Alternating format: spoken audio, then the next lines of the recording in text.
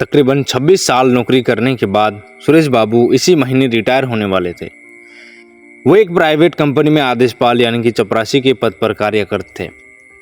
एक तरफ जहां सुरेश जी को इस बात का सुकून था कि चलो अब तो एक खड़ूस, बदतमीज और क्रूर बॉस से छुटकारा भी मिलेगा, वहीं दूसरी ओर उन्हें इस बात की भी चिंता सता रही थी कि रिटायरमेंट के बाद अब उनका समय कैसे बीतेगा और उन पर जो ज़बरदस्त आर्थिक जिम्मेदारी है उसका क्या होगा।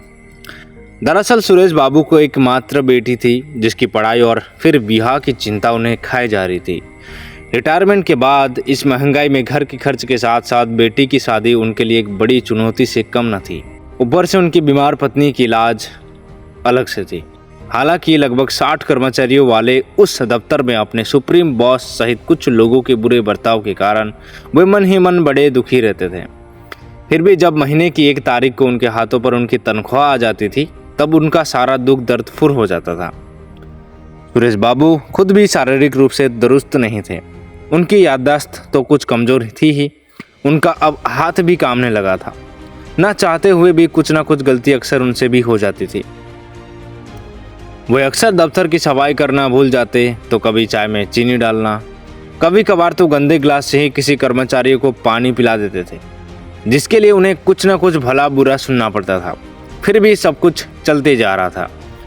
आखिरकार वो दिन भी आ गया जिस दिन सुरेश बाबू का दफ्तर में आखिरी दिन था।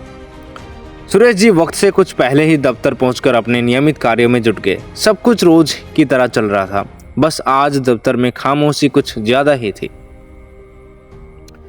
शाम में जब आखिरी बार दफ्तर से घर जाने का वक्त हुआ तो सुरेश बाबू ने टूटे मन से सोचा कि अंतिम बार खड़ूस बॉस की केबिन में जाकर उससे मिल लिया जाए। लेकिन उन्हें बताया गया कि अन्य कर्मचारियों के साथ बॉस एक जरूरी मीटिंग पर हैं। फिलहाल उन्हें कुछ देर इंतजार करना पड़ेगा। 2 घंटे इंतजार के बाद भी जब मीटिंग खत्म नहीं हुई तो सुरेश बाबू मन ही मन चिढ़ गए और बॉस को कोसने लगे। साला क्या अहंकारी आदमी है, सिर्फ 1 मिनट के लिए मुझे बुलाकर मिल लेता, अकड़ू साला। अंत में मायूस होकर सुरेश बाबू ने बिना बॉस से मिले ही अपने घर लौटने का मन बना लिया।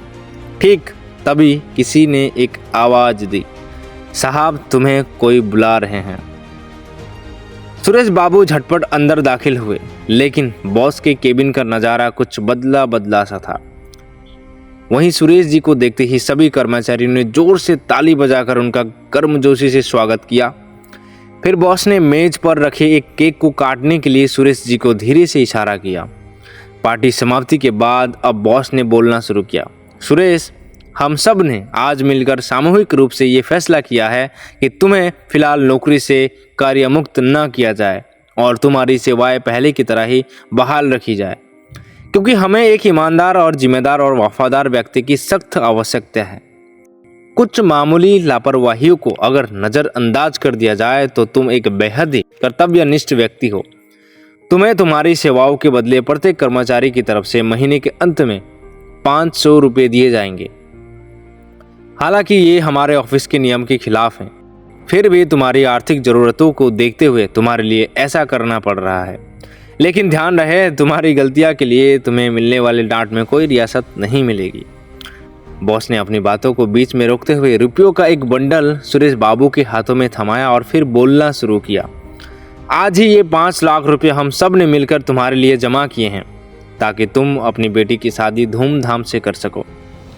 बॉस ने जैसे ही अपनी वाणी को विराम दी, तालियां फिर से गड़गड़ाने लगी।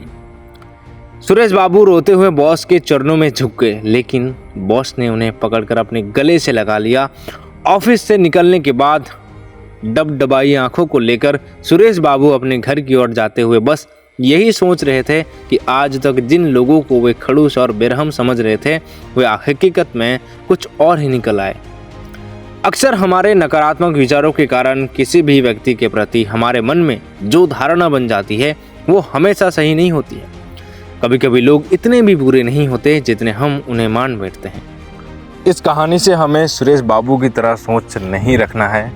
और चैनल पे नए आए तो सब्सक्राइब जरूर कर देना और अपने दोस्तों को भी शेयर कर देना। और आपका कोई सवाल रहेगा तो कमेंट पे आपने ज़रूर बताना। फिर मिलेंगे अगली एक नई स्टोरी के साथ, तब तक के लिए स्टोरी क्लब में आपका फिर से स्वागत रहेगा।